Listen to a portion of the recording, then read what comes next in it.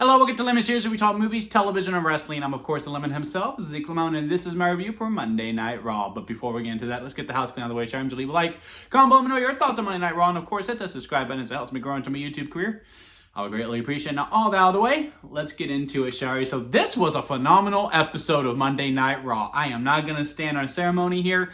There was hardly anything I disliked. The only thing that comes to mind that I wasn't a huge fan of was the Natty versus Maxine Dupree match. And that's just because it's a feud that just hasn't really worked for me. I think the body of work has been fine. I just don't know what the point of it was. I don't know if it was to get Natty over as a real threat, which I feel like we could have used someone else to get that over with.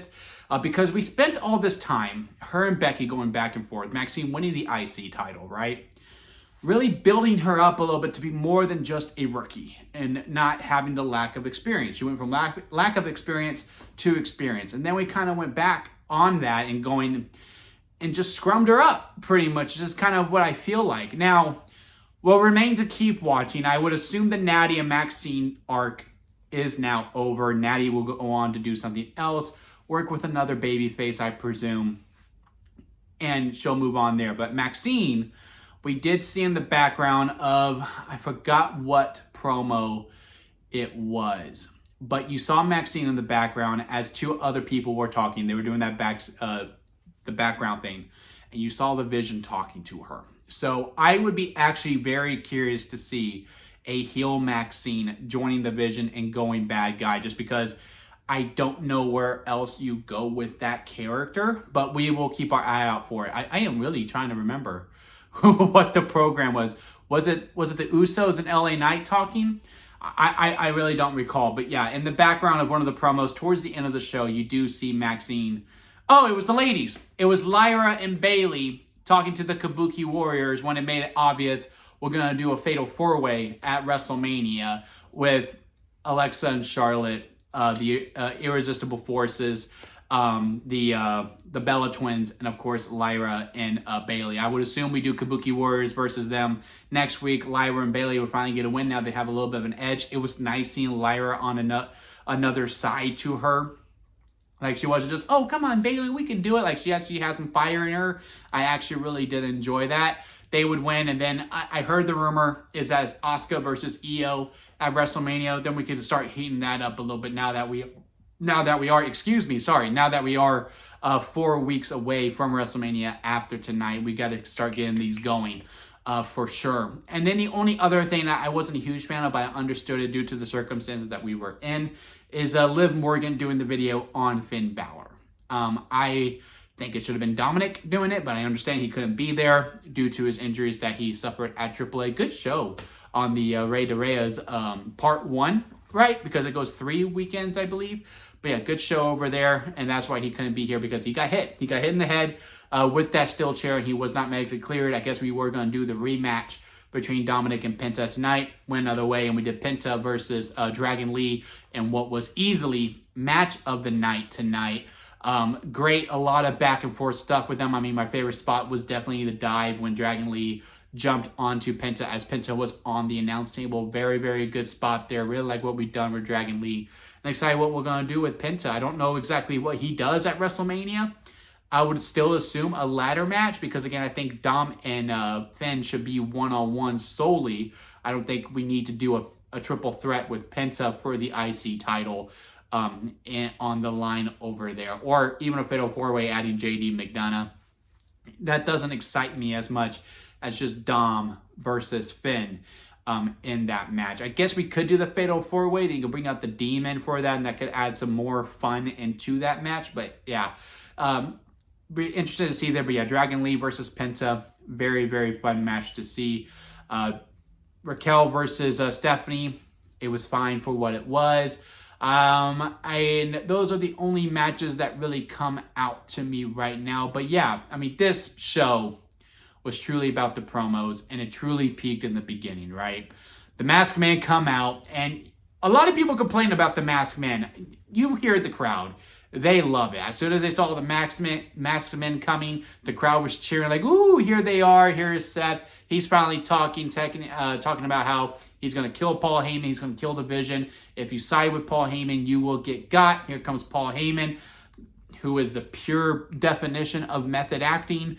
He's talking about how he's going to get him back because if you F around, you're going to find out. That's why he was doing the FAFO, FAFO, F5. I know a lot of people thought it was corny. I actually thought it was kind of clever, to be honest with you. Brock Lesnar's music hit. Here he comes, and we assume it's going to be Brock Lesnar versus Seth Rollins at WrestleMania. Because, man, what an opening. Because as he's coming through, I remember I was texting my friend. I say I remember as if this happened a long time ago. It literally happened last night. But I was texting my friend because we watched live together and we text each other our thoughts. And we wanted Oba versus Brock. That's who we wanted. We did not want to see Seth versus Brock, even though we understood why they would do that. And as Brock was coming out, he was laying waste to all the masked men. Single-handedly and dangerously, too. One of them landed on the steel steps very, very awkwardly. I hope they're all okay. But as he's going through it, I was like, well, I guess Braun Breaker ain't going to be good to go. And he goes, yeah, you think? Well, man, I just wanted something fresh. I was like, yeah, but what are you going to do, right? Oba's brand new. You have time in order to get him going. Yeah, I guess you're right. Like, we're trying to wrap around our heads to get comfortable. Not comfortable, but learn to accept that we are getting Seth Rollins versus Brock Lesnar at WrestleMania, right? And Seth's not leaving. And I was like, well, I don't know if Seth can take anything right now. And then the lights go out, and you're thinking, oh, this is just a cheap way for Seth Rollins to escape. Like, I literally thought, like, so what? Seth Rollins has Undertaker powers all of a sudden? And then the green lights show up, and then you hear the drums. And this place came unglued. I haven't popped that much like watching by myself in quite some time. When he comes down the ring, the crowd's doing the Oba, Oba. Like, it was an atmosphere. Bravo to San Antonio for truly making it a moment. Like, even Brock, who was trying to sell Oba Femi coming out, but he didn't have to try that hard because he even looked around like, holy freaking shit. And, look, there's a lot to say about Brock Lesnar, and rightfully so, right? But man, did he put his working boots on to sell for this man. Picked Brock up like a baby. I don't know if Brock jumped up for that or that was all Oba, but when he lifts him up for the fall for grace, again, I have not popped like that while I was watching by myself since maybe when Bray Wyatt returned in 2023. Yeah, in 2023 at that Extreme Rules show. That is how long it's been since I have legit guy, hell yeah, let's go, F him up, and like just ready to like run through a brick wall. Puts the fall of grace on him. And I didn't catch it the first time. I saw this online afterwards. But you see Brock, like, I don't know if he said it once and like Oba didn't hear him. But the second time when he comes up, he goes, put your foot on my chest. And when he puts, because that meant so much. I was like, oh my God, he put his foot on Brock Lesnar. And like gave him the disrespectful pin, flexing up, pointing at the WrestleMania sign. Here we go. And we are officially getting that match. I am excited. I really, really do want it. But I am nervous because y'all know what I've been saying. I have learned to accept not to have Oba versus Brock because I am under the impression that Brock is not going to lose until SummerSlam when he retires, or evidently that's when we think he is going to retire. And that we gave Oba so much here really does make me nervous. This was Oba's moment, and Brock Lesnar is going to win. Now, Brock Lesnar is going to be on next week. I would assume we get the big brawl next week. I don't know if we're necessarily have promos for the 2-1 server. Maybe we'll have some backstage segments, but I think when Brock comes out, Oba's going to come out. We get the big brawl where they clear out not just the security, but the locker room as well to split them up, just to give it some really much needed heat. And then we can have the promos from there. Maybe have them do that split screen when they have the back forward, because like the animosity is so strong that we cannot have both of these people in the ring at the same time, because we know it's going to pop off at any second. So we had them in different locations within the building. But yeah, it was great stuff. Oba better win. That's my only thing. Wins and losses don't really mean a lot here in WWE. But sorry about that, y'all. This guy right here, he heard people outside, and he had to make it known that, hey, people are around. But yeah, Oba, wins and losses don't matter, right? Oba can easily lose here. As long as we have a backup plan, then he builds himself up to face Brock again at SummerSlam and be the one to retire him, then everything's a wash, right? But I really do think we need to strike while the iron's hot. I really do. Because that atmosphere, and then you keep that momentum going, then he beats Brock Lesnar in a good, slobber knocker, as Jim Ross would say. I think you really set him up for life, for him to be truly the next Brock Lesnar. And one thing that gives me a shiver of hope is that Brock Lesnar doing the, hey, put your foot on me. Let's make you look good, kid, in a lot of ways. So I do have that sliver of hope due to that one piece of business that Brock Lesnar did. But overall, I am still very, very nervous, which is part of the charm when it comes to the road to WrestleMania. Punk and Roman, was it their best stuff? No, not necessarily. I would say, how many segments have they had? 4 total, if you count the Usos one. It is probably 4. But I did like the setup and the purpose of it. This wasn't if the other 2, when it was just Roman and Punk, or 3, I should say. So 5 total. But when the other 3, when it was just Roman and Punk. No, it was only 2. I'm sorry. But, when it was just those 2, it was kind of like a rap battle. I'm going to say some stuff. You're going to say some stuff. We'll let the audience decide who won those battle. And I said they were tied 1-1. I would say Roman won round 1, CM Punk won round 2. And then here, I was really trying to keep it even with because whoever had the last word is who I said won. So I was trying to differentiate that other way. But the whole purpose of this promo is kind of a callback to 2011, or was this 2012 after Punk turned heel? I want to say maybe this is the midst of the first Punk and Cena feud. When Punk is saying, you are everything that you hate. You are no longer the Boston Red Sox. You are the New York Yankees. And then John Cena pops CM Punk in the face because of that line. And everyone's like, why did that set him off? You're a dynasty. Why would that offend you so much? It's because Punk was inside his head. It was during those mind games. The whole purpose of this promo was to get someone to provoke and punch. To say, hey, I made you lose your cool. And, everyone's talking about why is the line, he's so that Punk is old, affected Punk so much when people like Braun Breaker would say it, and it didn't faze Punk whatsoever. The difference is because Punk does hate Roman, but he never admitted it. But that punch does signify,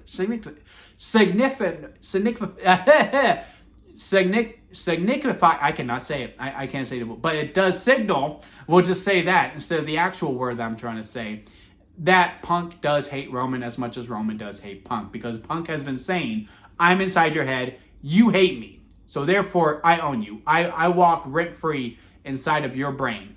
And Roman's like, I think you hate me too, so that's why he kept calling him his government name, even though Punk calls it out. And so on and so forth. And again, the words weren't just, I'm going to say something, now hit me. Hit me, mofo, hit me. And they wouldn't do it. So I think that's why there was some awkwardness between the two, because again, they were trying to provoke each other in a lot of ways. Like, it wasn't your standard promo. This felt real in a lot of ways. I wouldn't be surprised to hear that there was nothing written when it came to this promo battle. It was just, okay, y'all go talk it out, but when we say wrap it up, that last one, Punk, you hit Roman. And within that, Roman's up 2-1 when it comes to promo battles, because Punk provoked Roman Reigns. So again, is it the best out of the 4 total segments that we've had on this road to WrestleMania when it involves this main event? No, but at some point there was going to be one that was lesser than the others. But I still think this was quality piece of business. I think it did really good. Again, I can't really call who's going to win. It's the same for the night 1 main event with Cody and Randy. I think Randy should win it, but I wouldn't be surprised if Cody Rhodes was to retain it. It's the same thing here. I want Punk to retain, but I wouldn't be surprised if Roman wins it. I hope we don't reunite the bloodline, because it feels too soon to do that. We teased that quite a bit over here. I feel like Roman does still need to apologize to the Usos. In a lot of ways, I was really hoping we would play with that a little bit more of like, hey, yeah, no, Punk deserved what he got, but you really never did apologize to us, Roman. and like to have that little bit of a wedge between them. We didn't necessarily get that. We still have time for it, but we're not quite there yet. But I would have liked to have that here. And then, AJ versus Bayley was a lot of fun. And then we already talked about what happened afterwards. Becky coming out, basically solidifying we are going to do that match again. I finally said it right. I'm not going to try again because I can't.